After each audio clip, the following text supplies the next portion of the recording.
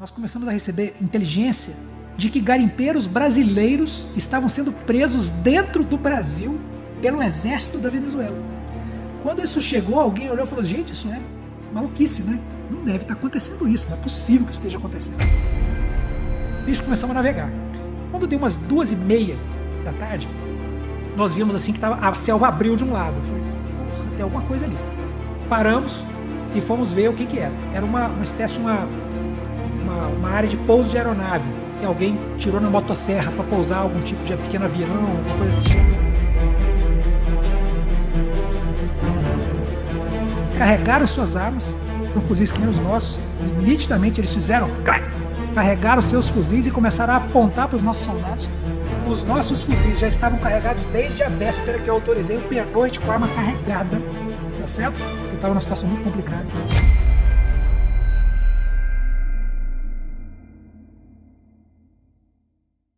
Sobre a Venezuela, a experiência na década de 90. Tá bom. Então o que aconteceu? Eu estava chegando, aí já é uma coisa pessoal, tá? Uma experiência pessoal, mas acho interessante. Nós tivemos, se eu disser assim, que dentro do Brasil, que nós tivemos uma experiência de combate com uma força de um país estrangeiro, de uma força integrante, de uma força armada estrangeira, né? Não estou falando de força de segurança pública, uma força armada estrangeira dentro do Brasil, na década de 90, alguém vai falar assim: poxa, mas isso aí aconteceu quando, cara? Eu não... Isso está em que livro de história? Porque isso não está em livro nenhum, tá certo? Na verdade, foi uma operação que teve um grau de sigilo muito grande, onde nós tivemos um problema grave diplomático do Brasil com a Venezuela, e para a solução desse problema diplomático, desse conflito, desse problema diplomático, ele só foi solucionado com o emprego de força militar. E nesse emprego de força militar, houve um combate de encontro entre uma força brasileira e uma força venezuelana. Tá certo? Vamos ver a situação, como é que era. Primeiro, quem é que estava ali no poder? Na Venezuela, deixa eu puxar aqui o ano aqui, 92. Esse episódio que eu vou contar aqui, ele aconteceu em 93. Em 92, na Venezuela, não era o Hugo Chávez que estava no poder ainda, mas o Hugo Chávez, posso estar enganado aqui, mas em 92 o Hugo Chávez tentou dar um golpe de Estado na Venezuela. Foi quando ele foi preso a primeira vez por dar um golpe de Estado. Tá certo? E o presidente da Venezuela naquela época, inclusive, sobreviveu ao golpe de Estado, etc., mas no ano seguinte foi obrigado a renunciar, porque estava envolvido em escândalo de corrupção, etc. Tá? Então era a situação da Venezuela. Naquele momento, em janeiro, fevereiro de 93, o presidente da Venezuela não era Hugo Chávez. Tá? No Brasil, a gente está falando do governo de Itamar Franco, bem, que sucedeu a Collor. 92 foi o ano do impeachment, né? Quando virou dezembro para janeiro, Collor renuncia e Itamar, que já estava no poder com Collor não renunciado, estava durando de outubro até dezembro, aí o Itamar, a partir de janeiro, com Collor renunciando, já era o presidente de fato de direito. Então, essa era a situação em termos de política, né? E naquela época, nós começamos a ter um problema grave. Os garimpeiros brasileiros, que tradicionalmente garimpavam naquela região norte do Brasil, na fronteira do Brasil com a Venezuela e com a Colômbia e com o Peru, aquela fronteira quádrupla ali, tá certo? Aquele arco, sempre foi de muito garimpo. Garimpo ilegal, tá bom? Não é garimpo legal, o garimpo ilegal. Os garimpeiros, eles atravessavam a fronteira em direção ao entorno do Pico da Neblina, que é o ponto mais alto do Brasil, porque ali tem os veios de ouro. É dali que desce o ouro pelos rios e que permitem garimpar nos rios da Amazônia e tirar o ouro. Ele desce dali. Tá certo? O ouro, ele aparece no Planalto das Guianas ali, naquele maciço ali. E se você conseguir subir aquele maciço, lá em cima você tem os veios mais ricos. Então aquela área é uma área de garimpo muito intenso. Os garimpeiros brasileiros, na busca daquele ouro, eles estavam subindo as encostas do Pico da Neblina. Só que era um caminho muito difícil de fazer. O caminho era muito trabalhoso. Eu escalei o Pico da Neblina 2 vezes já, tá certo? Na minha carreira. E posso assegurar que é um caminho muito difícil de fazer. Você sofre muito para chegar lá em cima. Desgasta muito, é muito complicado. E os garimpeiros brasileiros descobriram, que eles conseguiam meio que dar a volta nas escarpas mais pronunciadas do maciço, passando, se você olhar o mapa do Brasil, olhando ele de frente, né, seria como se fosse ali à esquerda do mapa, né, para quem não está acostumado, mais a oeste. Então por oeste eles desbordavam e conseguiam acessar o Planalto das Guianas. O que os garimpeiros brasileiros estavam fazendo? Estavam garimpando em território brasileiro, mas para chegar até o local do garimpo, eles passavam por uma área, por um território venezuelano. Então, os venezuelanos começaram a ficar aborrecidos com aquilo, aquele trânsito de garimpeiro brasileiro que passava pela Venezuela para acabar voltando ao Brasil lá em cima e fazer o garimpo. Mas o trânsito era pela Venezuela, invadindo o território venezuelano. As autoridades venezuelanas descobriram e começaram a tentar pegar esses garimpeiros no momento em que eles entravam no território da Venezuela. E os garimpeiros espertos começaram a desbordar, a dar a volta nos postos de fronteira que o governo da Venezuela colocava. O que fez o governo da Venezuela? O que fez os comandantes dos postos de fronteira? Quando eles viram que os brasileiros estavam desbordando, eles começaram a entrar no Brasil para capturar os brasileiros, antes do desbordamento.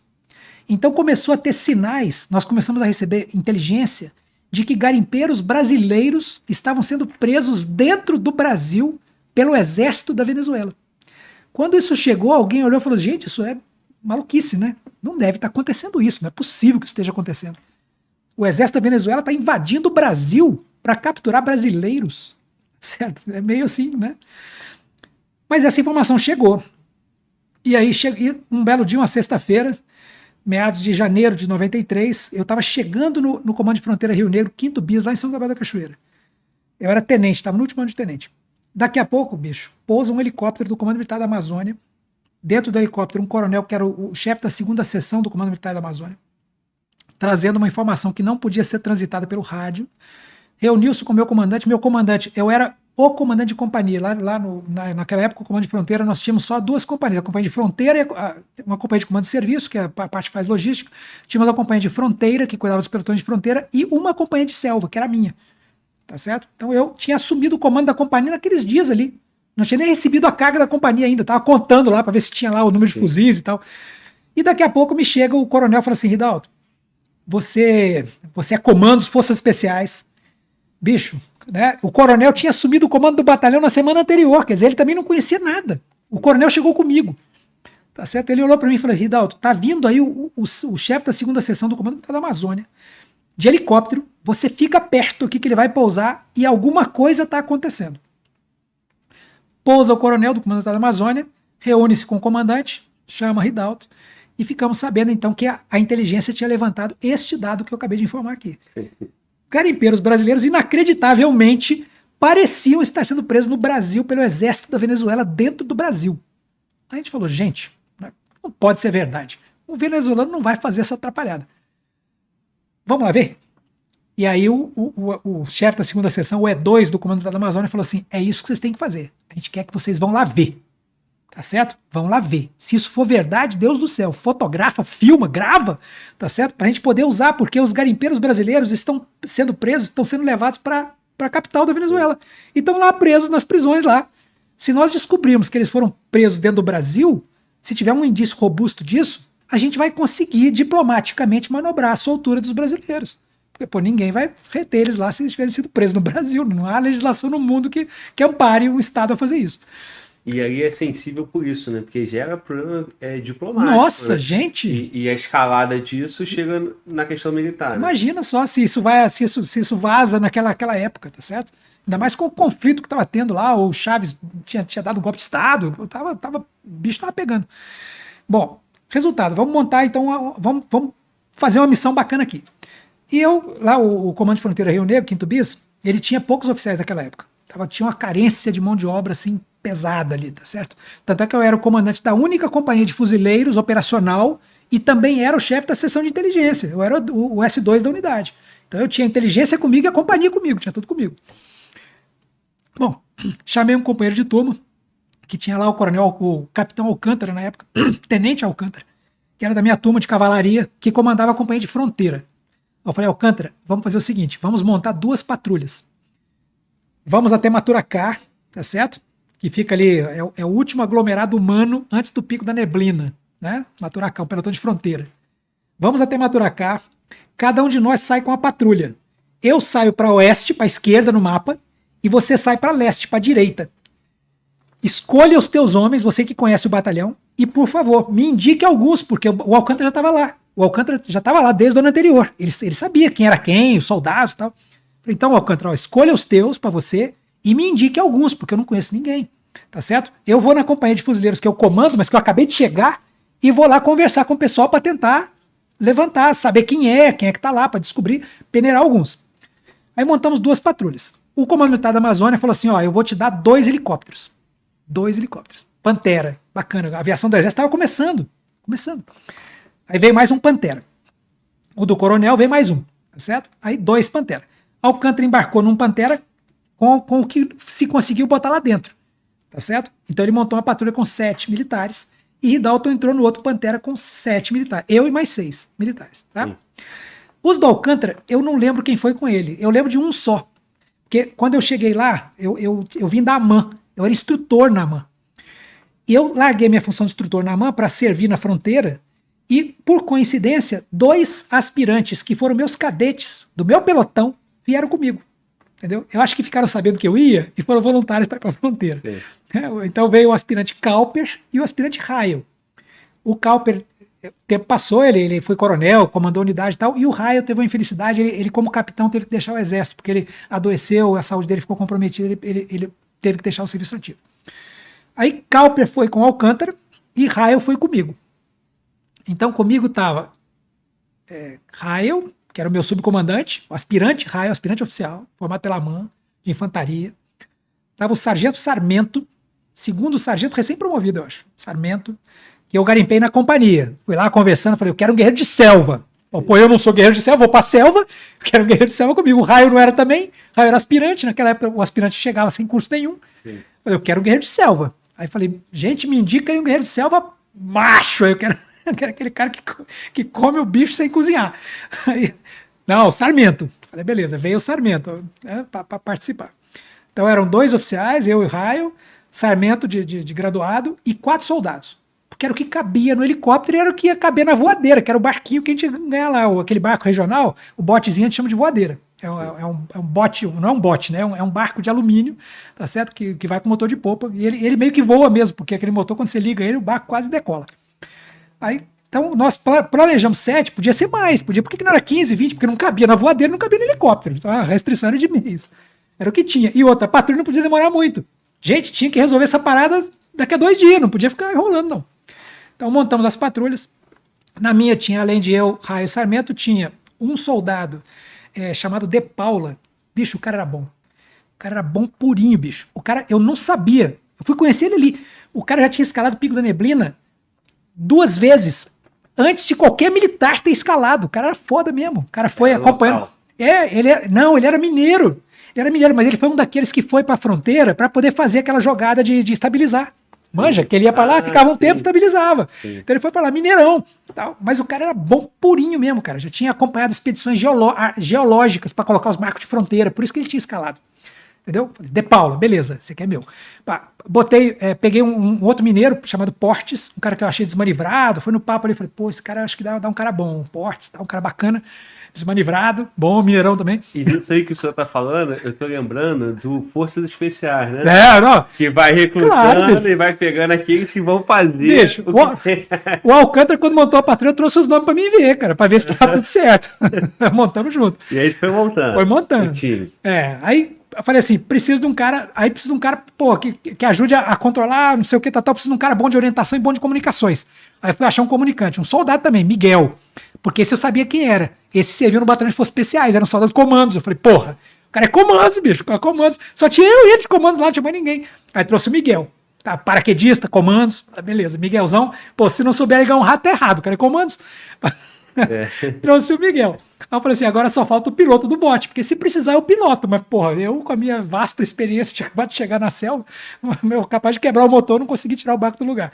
Vamos escolher um piloto. Aí confiei para Alcântara, falei, Alcântara, me arranja um piloto. Alcântara, Ridalto, vou te dar o Fleury, porque o Fleury é índio. O Fleury é daqui, nasceu aqui, pô, o cara é daqui, o cara é índio, bom pra caceta e tal. Deu o velho Fleury lá, o Fleury veio. Tá? Então montamos uma equipe parruda, da minha, do Alcântara, não lembro quem foi, o Cowper, mais alguém. Cada um saiu para um lado. Chegamos em Maturacá. Olha só, decolamos às 6 horas da manhã do aeroporto de São Gabriel, de helicóptero. Levava 40 minutos de voo. Chegamos às 6h40, os 2 helicópteros pousaram lá em Maturacá. Não existia pelotão de fronteira em Maturacá naquela época. Só tinha um destacamento, o pelotão ia iniciar as operações um ano depois. Então tinha um destacamento lá, umas casinhas, estavam construindo o pelotão de fronteira e tal. E tinha lá um tenente que revezava, todo mês ia um diferente, trocando lá. Tinha um tenente lá por revezamento. Mas chegamos lá, nos aproveitamos dos barracões que tinham para poder ajustar a tropa. Detalhe, hein? a tropa não sabia o que estava acontecendo, porque a missão era secreta. A missão não era reservada, a missão era secreta. Só o senhor e o Alcântara. Só eu, Alcântara, que sabia essa porra, mas ninguém. Os caras recrutados, sargento, cara, não sabia o que era. Tá certo? Os cabos, soldados, ninguém sabia. Então, quando chegaram lá, nós fomos explicar para os caras, falar, agora podemos contar para vocês. Porque enquanto estava em Gabriel, não podia contar. Agora eu posso. Sentamos lá, botei o sargentão lá, sentamos, falei, agora eu vou dizer o que nós viemos fazer aqui. Que eles não sabiam. Tá certo? Bicho, o que nós fizemos foi o seguinte, na saída a gente falou, ó, levem tal coisa, tal coisa, tal coisa, tal coisa, cada fuzil com 5 carregadores, eu quero um carregador de munição traçante, 4 carregadores de munição comum, quero isso. Aí o pessoal cuidou para que fosse tudo direitinho. Chegaram lá com o que eu precisava. Com o suplemento necessário. Suplemento necessário, munição até o talo, grade bocal, tudo. Tá, beleza. Quando chegamos lá que eu contei, falei, gente, ó, a situação é essa aqui. Aí montamos um caixão de areia no chão, certo? Para simular a área, né? O rio indo para a direita, o Alcântara, o rio indo para a esquerda, Ridalto, chamava Canal de Maturacá. O rio da esquerda chamava Canal de Maturacá. O da direita chamava Cauaburi, era o Cauaburi. Então, o rio da esquerda e o rio da direita. Aí eu dei uma ordem genérica para os dois grupos. Falei, agora o tenente Alcântara vai para o outro caixão de areia, vai falar só com o pessoal dele. E o Ridalto ficou naquele mesmo caixão de areia com a equipe dele. E cada um deu a sua ordem particular, para o que queria. Aí eu combinei com o meu pessoal. Sinais convencionados, porque a gente podia encontrar o inimigo. Falei, se encontrar o inimigo, o que nós vamos fazer? Aí nós combinamos como é que ia ser gestos, sinais convencionados, de maneira que, por exemplo, sem falar um com o outro, e lembro que não tinha rádio pra gente falar um com o outro, não tinha aquele negócio que a gente vê no filme hoje, que o super-herói conversa com o outro, né? O Homem de Ferro conversa com o Thor, com fonezinho de ouvido. Não tem isso não, meu irmão. Naquela época ainda não tinha nada. É. O único rádio que a gente tinha era um rádio para falar com a base. Não tinha um rádio para falar com os outros soldados. Certo? Cada um de nós era um ser humano independente que não se comunicava com os outros, a não ser pelo berro. Tá certo? Então a gente combinou sinais convencionados, de maneira que no silêncio a gente pudesse, com a mão, com gestos, dizer o que estava acontecendo pro outro. Tudo isso foi no dia, bicho. A gente chegou às 6h40. Nós tínhamos que botar as voadeiras na água até meio-dia, para dar certo, cumprir o quadro horário. Então, das 6h40 até as 11 horas da manhã, nós ficamos com a ordem de operações, com os ensaios, tá certo? Para ver se ia dar certo. Combinamos, fizemos ensaio da ação no objetivo, fizemos ensaio de emboscada. Aí o nego fala assim, pô, tu ensaiou emboscada? Eu falei, sim, isso nós fomos surpreendidos por uma patrulha do inimigo que vem na nossa direção. A gente tem que ter capacidade de emboscar essa patrulha, porque se a gente não emboscar, ela vai pegar a gente. Ensaiamos emboscada. Depois a gente foi usar essa porra na ação no objetivo. Aí ensaiou a porra toda, beleza. 11 horas da manhã, pegamos um tratorzinho lá, fomos de tratorzinho até a beira do rio, levou um tempão, quase 1 hora. Chegamos na beira do rio, aí separamos, o Alcântara foi pro lado dele, foi pro meu. Botou uma voadeira na água, acho que era 11h40, meio-dia. E começamos. Bora. E planejado. Detalhe, hein? O único mapa que nós tínhamos da região, que a gente chama de carta, uma carta topográfica, era uma carta topográfica da região da Amazônia, escala 1 para 250 mil. Essa escala, para você ter uma ideia, cada quilômetro é representado por 4 milímetros na carta. Ou seja, dá para ver o que na carta? Nada. Você vê os grandes cadeias de montanha, os grandes rios. As pequenas curvas do rio desaparecem, porque né, com essa escala tão difícil de trabalhar. Gente, era a única carta que a gente tinha, uma carta escala 1 para 250 mil. Não dá para você definir nada quase. Você olha assim e fala, tá, mas onde é que a gente está aqui? Tá mais ou menos aqui nessa curvinha aqui. Não tinha GPS, não tinha nada. Tá certo? E outra, não conhecíamos o rio. O canal de Maturacá, não conhecíamos o rio. Nós só sabíamos que, depois de uma certa quantidade, porque nós tínhamos feito trabalho de inteligência, a gente fez a lição de casa. Fomos consultar tudo que tinha de topografia da região, gente que conhecia. Isso eu fiz na véspera, de noite, madrugada, no batalhão, como oficial de inteligência. Tá certo? A gente sabia quanto nós íamos navegar, mais ou menos, as horas que ia levar, e o ponto final, onde provavelmente iríamos encontrar os indícios da presença do exército venezuelano. Certo? Que era um tal de um Salto Ruá, que era uma espécie de uma clareira fluvial.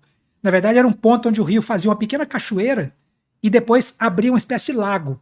E esse lago, no meio da selva, virava uma clareira, porque né, não tinha árvore no meio do lago. Então, íamos até o Salto Ruá. Só que, a deslocamento até o Salto Ruá, nós chegamos à conclusão de que não ia dar para fazer num dia só. Nós íamos ter que pernoitar no meio do caminho. Bicho, começamos a navegar. Quando deu umas 2h30 da tarde, nós vimos assim que a selva abriu de um lado. Eu falei, porra, tem alguma coisa ali. Paramos e fomos ver o que era. Era uma espécie de uma área de pouso de aeronave, que alguém tirou na motosserra para pousar algum tipo de pequeno avião, alguma coisa assim. Mas já abandonada. Eu falei, beleza, ninguém passa aqui não. Volta para voadeiro. Daqui a mais uma meia hora, encontramos uma pinguelinha, uma ponte, atravessando o canal de Maturacá, o rio. Aliás, o canal de Maturacá, só para ter uma ideia, assim, né, o rio amazônico. Então, ele tinha 100 metros de largura. É um riacho amazônico, 100 metros de largura. Tínhamos uma pinguela, assim, de 100 metros de largura atravessando o canal, numa parte mais estreita, acho que tinha uns 50 metros. Aí paramos, descemos, dividi em dois, o Fleury ficou no bote, Raio foi para um lado com 2 caras, eu fui para um lado com 2 caras. Percorremos a trilha dos dois lados. Chegamos à conclusão de que era um possível ponto de passagem dos garimpeiros, mas que não estava sendo usado mais porque o cara da Venezuela tinha começado a pegar a cara lá. Beleza. Botamos uma voadeira na água. Então aí vocês começavam a ter certeza. Indícios de que estava acontecendo o negócio. Que o negócio realmente confirmava, né? Daqui a pouco, bicho, encontramos um botezinho descendo do canal de Maturacá, que a gente estava subindo. E no botezinho, 2 garimpeiros. Os caras raquítico, de fome. Remando, porque não tinha motor de polpa, remando. Botezinho dos caras, mequetrefe, assim, tamanho de uma boia remando aquela boia lá. Aí paramos, cara, demos comida para eles, demos bebida para eles, que eles estavam, né, queriam se alimentar. E falamos assim, bicho, vocês estão vindo de onde? Brasileiros, 2 caras. Aí eles falaram, chefe, lá no tal do Salto Ruá, que nós já sabíamos onde era, a galera da Venezuela tá lá. Nós tentamos passar, quando vimos cara, botamos na água o negócio, começamos a remar para fugir, porque eles vinham atrás da gente. Ou seja, tivemos a confirmação de que tinha gente. Aí eu falei pros caras, bicho, que Venezuela é isso? É guerrilheiro? Tá vestindo o quê? Falei, não, é exército, tá de camuflado, tá vestindo uniforme verde, sei lá o que é. Tá lá, exército. Eu vi os caras, tinha um fuzil, fuzil. Falei, pô, exército mesmo. Falei, porra, confirmou, exército. Aí, falei pro pessoal, gente, já é 5 horas da tarde, não tem como a gente chegar. Vamos voltar para perto da trilha que a gente localizou e vamos pernoitar. E amanhã nós vamos seguir. Aí voltamos para a trilha, fizemos um acampamentozinho sem... Os 2 grupos? Não, só o meu, porque o do Alcântara já estava longe. Né? Já juntamos... Não tinha como comunicar com ele? Não tinha como comunicar, tá certo? Não tinha como comunicar. A gente estava na selva fechada, não tinha como fazer. Sim. Aí juntamos, pernoitamos ali sem fazer fogueira, sem nada, porque, pô, vai revelar a posição. Vai que o venezuelano está transitando de bote aqui, vai ver.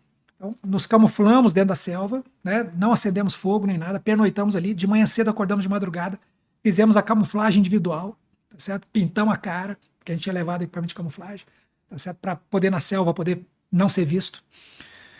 Entramos no bote novo, falamos, agora nós vamos encontrar o inimigo, certo? Para mim diz robusto aí de que vai ter. Chegamos no tal do Salto Ruá, tava chovendo muito, deu pra gente ir de motor ligado mais um pouco, depois nós desligamos, fomos no remo. Chegamos no Salto Ruá, encostamos a voadeira, já tínhamos combinado, isso tudo tinha sido ensaiado. Não falamos uma palavra. Fleury ficou no bote, sozinho, arriscado, deixar um cara sozinho, mas não tinha jeito, nós éramos apenas 7. Né? Não tinha como desfalcar mais a equipe. Então, como o Fleury estava numa posição bem recuada, falei, já tínhamos ensaiado, nada foi dito. Fleury só encostou o bote, nós descemos, Fleury ficou. Fleury ficou no bote.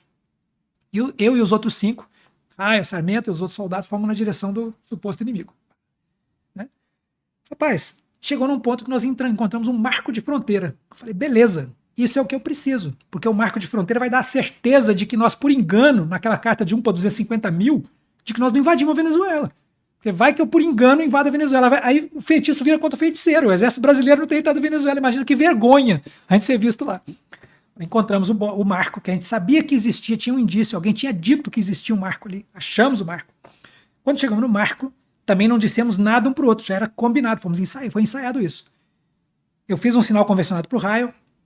O Raio pegou 3 soldados e foi mais à frente na direção da provável vinda do inimigo, na direção do que seria a suposta base deles, que a gente imaginava que fosse na cachoeira do Salto Ruá. Raio foi naquela direção, espalhou os elementos. Lembra, são 4 elementos. Raio, 3 soldados. Miguel, Portes, De Paula, que é o mineirão. Raio montou um dispositivozinho, como nós ensaiamos, para fazer uma emboscada. Certo? Então ele montou o que nós chamamos de uma zona de matar. Né? Ele colocou 2 de um lado, 2 de outro, numa posição ligeiramente elevada, porque o terreno na Amazônia não é uma planície igual essa mesa, ele tem movimentos. Então ele aproveitou pequenos movimentos, colocou 2 de um lado, 2 do outro, olhando para baixo. E fez ali uma zona de matar, típica de uma área de emboscada, para você eliminar alguém que você acha que vai ameaçar você. E eu e Sarmento no marco, Começamos a fazer trabalho de fotografia para registrar o ponto exato, para comprovar que a gente não tinha invadido a Venezuela. Começamos a tirar a máquina fotográfica, fazer fotografia. Beleza. Daqui a pouco, bicho, eu começo a ouvir o raio gritar que nem um louco. Exército brasileiro! Exército brasileiro! Mão na cabeça, mão na cabeça! Exército brasileiro! Cara, aí eu comecei a ouvir os outros soldados gritando, De Paula gritando, exército brasileiro, meu! Aquele gente mineiro, meu, não sei o que, aquela gritaria, eu falei, aí eu olhei pro Sarmento, eu falei, Sarmento, fudeu. Bora lá ver o que tá acontecendo. A distância era curta, era 50 metros. Bicho, bora lá. Aí, Sarmento, chegamos, como nós chegamos, sabíamos onde o raio estava, e o dispositivo que ele tinha adotado, eu já sabia o que ele tinha feito. Tá certo? Nós já chegamos sabendo por onde entrar no negócio. Bicho, quando eu chego lá, eu encontro o raio saindo da posição que ele estava ocupando. Não dava para ver os 3 soldados, porque estavam muito bem camuflados, estavam cara pintada, né, usando o terreno para se camuflar. Mas eu, com a certeza de que eles estavam ali, falei, gente, a nossa segurança está no terreno. Né? E na minha frente tinha 11 venezuelanos. Eu, na hora, não consegui contar os 11. Depois eu fiquei. Depois a gente conta, né? Depois que eles estão amarrados no chão com a mão na cabeça, você conta para ver quantos são. Tinha 11 venezuelanos. Tá certo? O exército da Venezuela estava dentro do Brasil, fazendo um movimento de patrulha para tentar achar garimpeiros e prender os garimpeiros dentro do Brasil. E os 11 venezuelanos não se entregaram assim. Não, então tá, me leva. Não, o bicho teve reação. Tá certo? Os 11 venezuelanos carregaram suas armas, eram fuzis que nem os nossos, e nitidamente eles fizeram, carregaram seus fuzis e começaram a apontar para os nossos soldados. Os nossos fuzis já estavam carregados desde a véspera que eu autorizei o pernoite com a arma carregada, tá certo? Porque estava numa situação muito complicada. Nossos soldados estavam com adestramento bom, podiam ficar com a arma carregada, travada, evidentemente, tá certo? Os nossos soldados, eu sabia que àquela altura já tinham destravado a arma, ou seja, era só relar no gatilho que ia começar a matança, tá certo? E eu vi os venezuelanos ali embaixo, fazendo assim, apontando para tudo quanto é lado. Não achava porque estava camuflado. E eu falei assim, caraca, bicho, a hora que o venezuelano vê o primeiro brasileiro, como vai começar o tiroteio. Tá certo? E aí eu fui na direção dos venezuelanos que estavam lá, dei um grito pro meu pessoal, sou eu, tô chegando. Aí o pessoal viu que era eu, tá certo? O primeiro venezuelano que eu vi, eu botei a mão no peito dele, ele com o fuzil, encostou a ponta do fuzil no meu peito, com a arma carregada e destravada, tá certo? Eu falei assim, beleza, agora se ele apertar o gatilho, né, vai varar o meu peito, acho que pega até o Sarmento lá atrás.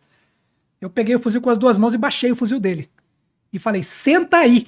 Eu não sabia falar espanhol, eu fui pra Espanha de 10 anos, 20 anos depois, tá certo? Eu não falava uma palavra de espanhol, mas o senta aí é parecido com senta-te, tá certo? Então, pô, quando eu falei senta aí, o venezuelano, que eu já tinha tirado o fuzil dele com a mão, sentou. Aí eu falei, mão na cabeça, manos na cabeça. Ele botou na cabeça. E eu com o fuzil dele, tá certo? Ele sentado, tinha 10 venezuelanos, raio vinha descendo pela beirada, começou a fazer o mesmo trabalho de lá pra cá. Então eu e o raio fomos baixando os fuzis dos caras. Um por um, bicho. Fuzil apontado pra gente. Atira não, que é o exército brasileiro. Exército brasileiro. Aí eles começaram a ouvir isso, exército brasileiro. Aí eles, pô, esses caras não vão matar a gente. Isso aqui não é guerrilheiro, isso aqui não é garimpeiro emputecido porque nós estamos pegando ele. Não, isso é o exército brasileiro. E eles foram se rendendo. A gente foi baixando os fuzis. E eles foram abaixando, aí, mão na cabeça. A gente foi jogando os fuzis de lado. De Paula veio também, porque a gente não estava dando conta, tá certo? Veio De Paula. Aí eu, Sarmento, Raio e De Paula, os 4, com 2 soldados de segurança, Portes e Miguel em cima, cada um de um lado, tá certo? Fazendo o desarmamento dos venezuelanos. Aí nós conseguimos prender 11. Aí nós conseguimos prender os 11 venezuelanos. Amarramos os 11 venezuelanos, eram prisioneiros. Tá certo? Àquela altura, só não estávamos em guerra, né? Não era tecnicamente prisioneiro de guerra, mas eram prisioneiros. Amarramos, estavam dentro do Brasil, armados, pronto. Justificativa eu tenho. Amarramos os venezuelanos, tá certo? E no meio daquele negócio de abaixa fuzil, um deles começou a gritar, teniente, sou tenente. Aí eu sou tenente, o cara é tenente. Ele deve ser o comandante da patrulha, um tenente, que nem eu era tenente. Então eu marquei esse cara. Quando eu baixei o fuzil dele, eu falei assim, esse aqui é o tenente. Aí eu falei, cala a boca, senta aí, pá, botei o cara sentadinho. Depois que a gente tirou o fuzil de todo mundo, aí eu fui pro tenente e falei assim, você é o tenente? Aí ele, sou tenente. Aí eu falei assim, então vamos conversar. E nisso o Raia tá com os outros lá amarrando, terminando de juntar as armas, aí desce os outros 2 soldados, e o Fleury louco lá no bote, não sabia o que estava acontecendo, aquele griteiro maluco lá, tá certo? Não teve tiro porque a gente baixou um por um os fuzis, cara. E as armas todas elas carregadas. Todos os fuzis que a gente baixou, estavam todos carregados. Quando rendeu o primeiro, já pegou ele como, de alguma forma, ali, Quando eu falei para ele sentar... para segurar os outros? Não, quando eu falei senta-te, quando eu falei senta No aí, primeiro, né? ele sentou. E isso foi bom, porque o que vinha de trás, o segundo, sentou automaticamente. Quando ele viu, talvez o primeiro, não era o tenente eu sabia quem era, mas talvez o primeiro fosse um sargento, não lembro, tá certo? Então, ele vendo o graduado sentar, o de trás, que devia ser um soldado recruta, sentou também. Então isso facilitou, gerou um efeito cascata. E ele já foi 2. Dois, eu tive que ir no terceiro. Eu só peguei no segundo que sentou, peguei o fuzil dele e joguei pra longe. Que depois a gente teve que procurar aqueles fuzis pelo mato. Tá certo? Aí, no final das contas, o que a gente tinha? Nós tínhamos 11 venezuelanos, 10 deles amarrados, porque o tenente já tinha soltado pra fazer comigo. Aí peguei 2 seguranças, fomos eu com 2 soldados e o tenente. Eu falei, agora, bicho, você vai dizer pra mim o que eu preciso saber. Tá certo? Eu falei pra ele, e falei em português, porque eu não sabia. Eu sou do Exército Brasileiro e eu preciso saber onde é a sua base. Onde é a sua base? E base é a mesma palavra. Ah, me base, sim, me base. Tal. Aí ele começou a apontar direções, começou a levar a gente numa demonstração de boa vontade, porque a tropa dele estava toda rendida. Tá? Chegava a ser humilhante. Eles estavam no chão, alguns de joelho, outros sentados, mas com a mão amarrada, né? E a gente amarrando. Nós amarrávamos com aquele... quando nós montamos a patrulha, nós planejamos o seguinte, se nós fizermos prisioneiro, nós temos que amarrar os prisioneiros. Vamos levar aqueles negocinhos de... aqueles clipes de segurança que você tem, que você enfia a pontinha dele e puxa, não sei como é que é o nome daquilo, de plástico, né? Aquele negócio de plástico. Então nós levamos um monte daquilo. Então aquilo foi com aquilo que a gente amarrou as mãos. A gente colocava um num braço, um num pulso, outro na outra, e com um terceiro a gente juntava os 2. E era o que tinha para amarrar, para não ter que fazer laço com corda, que é frágil e tal. Então eles eram amarrados com aqueles negocinhos de plástico, né? Que a gente trouxe para a patrulha. E o tenente a gente deixou ele solto porque ele tinha que andar com a gente. Aí fomos com o tenente nos mostrou a direção da base, fui com ele até que eu conseguisse ver a base dele, uns 200 metros à frente, dava para ver a base. A hora que eu vi a base dele, eu falei assim, beleza. Aí eu avisei o Fleury para vir com o bote, o Portes ligou o rádio, junto com o Miguel, para fazer a comunicação e conseguiu fazer o contato com o Maturacá, porque ele tinha a clareira do rio, vamos dizer assim, né, o lagozinho que permitia que a gente fizesse um contato, era uma 616, uma rádio potente. Tá, ele fez o contato com a nossa base, o helicóptero, na hora, tava o chefe da segunda seção do CMA, estava lá, louco para saber das coisas, que a gente não tinha conseguido fazer o contato na véspera, a gente podia estar morto. Aí ele, pá, vocês estão aonde? No Salto Ruá, ele decolou na hora, pum, e veio. E nisso eu tô com o tenente, tá certo? E o tenente nos franqueou o acesso à base.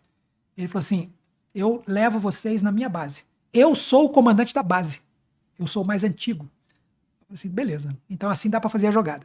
Tá certo? Aí ficamos com os prisioneiros, fomos até a base. Quando chegamos na base, tinha mais 4 guerreirinhos lá, no total eles eram 15. Tá certo? Então, não tinha poder de combate nenhum, entrei com mais 4. Tá certo? Aí, vamos dizer, não precisei render a base deles, até porque eu falei assim, agora eu tenho que ter cuidado porque eu estou em solo venezuelano. E a base era... Solo venezuelano. Então aqui eu não posso fazer atrapalhada. Tá certo? Então o venezuelano me convidou para ir na base dele. A partir daí eu posso entrar no... Amigavelmente. Embora a tropa amigavelmente rendido. A tropa dele toda prisioneira ali atrás, mas ele me convidou. Sim. Aí já aproveitei de passagem, vi a frequência do rádio que eles estavam usando, comecei a contar quanto armamento auxiliar eles tinham, né? Já fiz o levantamento geral, só de olhando assim, a sequência 747475. Tá? Tudo por relatório. O microfone, eu era o chefe da segunda seção de inteligência, então eu trouxe comigo um pequeno gravador, um mini gravador.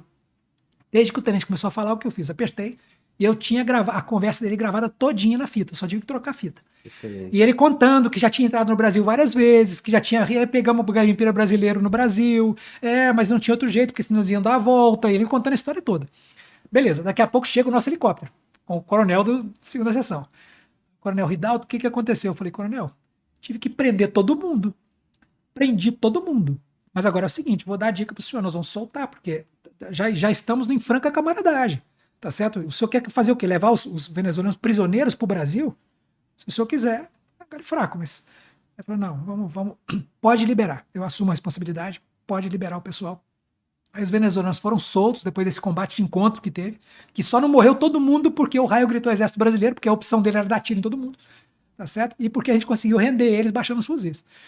Liberamos os soldados, eles voltaram para sua base, tá certo? Nós montamos uma base brasileira na frente da venezuelana, marco de fronteira, base, ficou um olhando para a cara do outro. Preveni o venezuelano, falei, amigo, você não passe mais para o nosso lado, porque nós temos granadas de mão e eu estarei fazendo armadilhas em todo o perímetro da minha base. tá certo?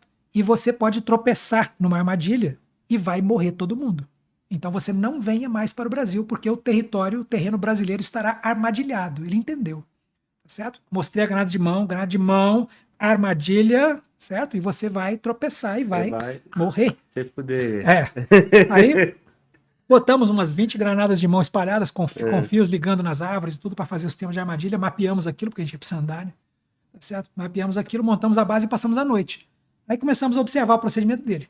E antes de passar a noite, vieram 2 helicópteros venezuelanos. Porque depois que teve o furdunço, o tenente teve que contar o que tinha acontecido. Bicho, aí vieram 2 helicópteros.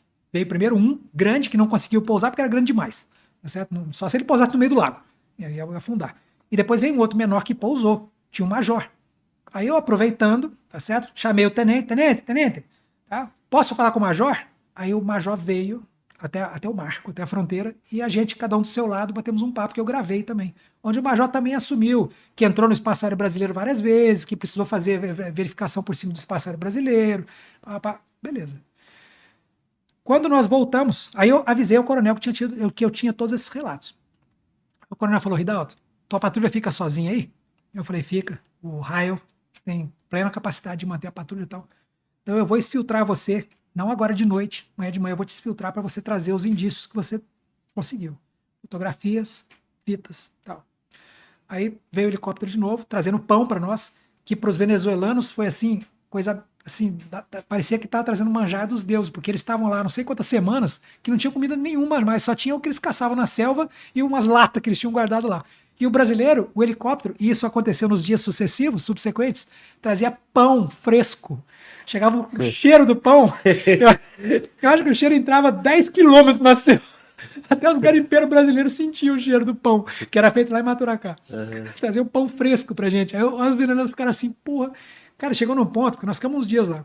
Lá no terceiro dia, que já tinha consolidado, já tínhamos visto o que, né? Avisei para eles não entrem mais no Brasil e tal. Nós começamos a nos convidar mutuamente para ver o que cada um tinha e tal. E quando a gente convidava eles eles disputavam para ver quem vinha, porque a gente oferecia a refeição. O pão. Pô, meu irmão, quando a gente servia o pão, o cara chorava, cara.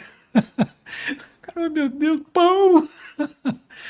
Eles podiam ter levado azeitona, né? Sei lá, azeitonada, né? Deu sorte que lá na frente comeu o pão.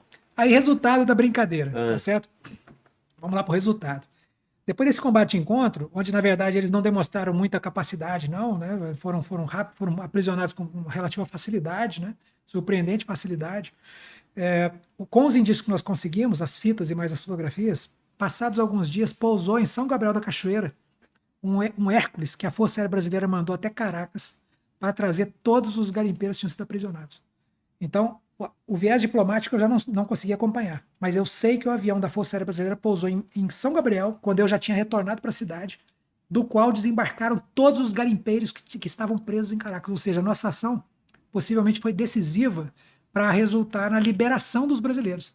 Nós comprovamos que as prisões tinham sido feitas no Brasil, aí entrou a diplomacia brasileira com aquelas 2 fitas, aquele monte de fotografia na mão, levou para o canal diplomático e falou assim: agora é o seguinte, ou libera os brasileiros, ou isso que vai vazar e vai ficar vexaminoso, né?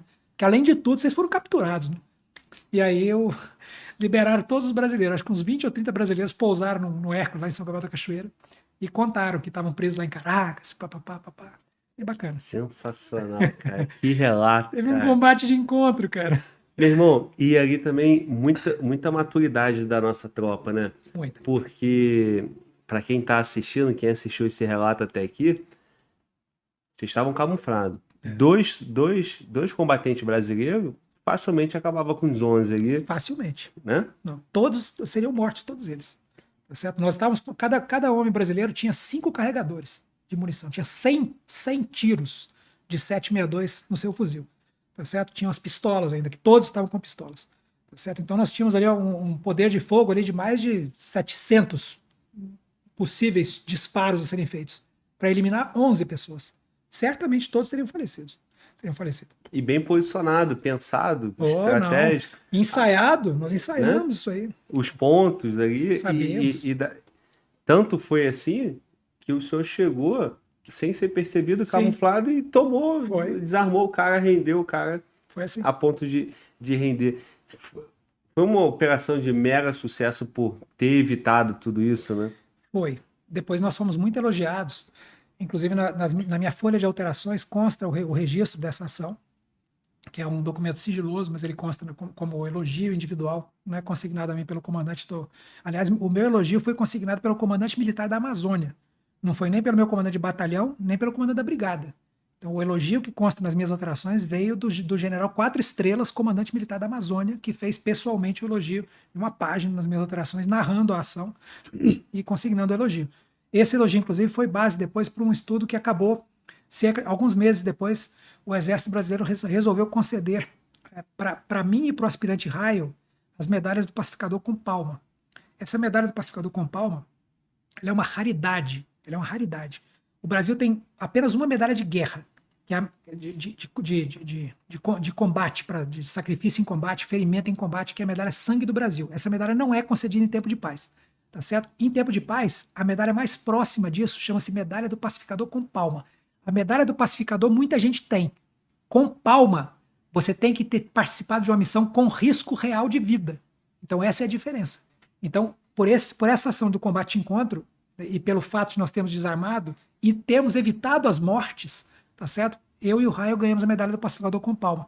E depois eu fui brigar junto com o comandante do batalhão, eu falei para o coronel Castelo Branco isso, falei, general, o risco de vida foi o mesmo.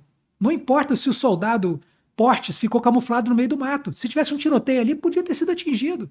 Não importa se o soldado De Paula chegou antes ou depois lá nos prisioneiros, não importa quem botou a mão no fuzil, quem não botou. A medalha o camarada do barco lá podia estar sozinho. Falei, gente, mas sozinho, tá certo? E se a patrulha tivesse vindo por outra direção, tivesse chegado no barco primeiro, ele sozinho lá. Então, quando você vê isso, os 7 integrantes dessa equipe deveriam ter sido agraciados com a medalha. Eu fui ao comandante de batalhão, pedi para ele interceder junto ao comandante militar da Amazônia, mas a resposta que veio é que é uma medalha tão rara, mas tão rara, que o Exército não vai conceder 7 de uma vez.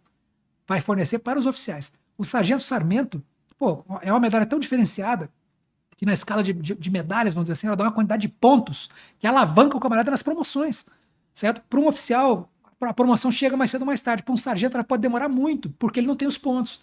Sim. Então, o Sarmento, por exemplo, se tivesse recebido a medalha do Pacificador com Palma, teria saído primeiro sargento certamente antes da data que saiu, porque teria tido a medalha na sua folha corrida. Sim. Mas o fato de eu e o Raio termos sido agraciados, assim, descontado esse fato de que todos mereciam e deveriam ter recebido, o fato de termos sido agraciados nos destacou muito, tá certo? É uma medalha tão importante que na minha farda, como oficial general, eu só usava ela. Eu tenho mais de 30 condecorações, tá certo? Eu sou um dos oficiais, modéstia à parte, que mais condecoração tem. Eu tenho cerca de quase 40 condecorações, tá certo? E quase todas elas condecorações de uso no fardamento, ou seja, eu podia empilhar a medalha aqui no meu peito que ia chegar até minha garganta, tá certo? Na minha farda eu só usava uma medalha, a medalha do Pacificador com Palma. A maior de todas. E quando alguém via esta medalha, tinha gente que botava a mão nela para ter certeza que era mesmo uma medalha do Pacificador com Palma. Porque você contava no serviço ativo do Exército Brasileiro com 200 mil homens, no serviço ativo, se tinha 10 pessoas com a medalha do Pacificador, era muito. No serviço, incluindo eu e o Raio, com Palma. Então, assim, é uma mostra que o Exército Brasileiro valorizou a ação que foi feita. Eu só lamento que os outros integrantes não tenham tido essa mesma comenda, porque todos mereceram igualmente. O fato de eu ter sido planejador, o Raio, o principal executor da ação de emboscada, etc., não tira um milímetro do risco que os outros sofreram para fazer a ação. E o diferencial da medalha é o risco. Então... Perfeito, irmão. Parabéns. Parabéns pela medalha, pela ação e com destaque também para o merecimento, compreensão do merecimento de todos os 7, né? Claro. Porque isso aí honra a gente saber que o comandante tem essa sensibilidade.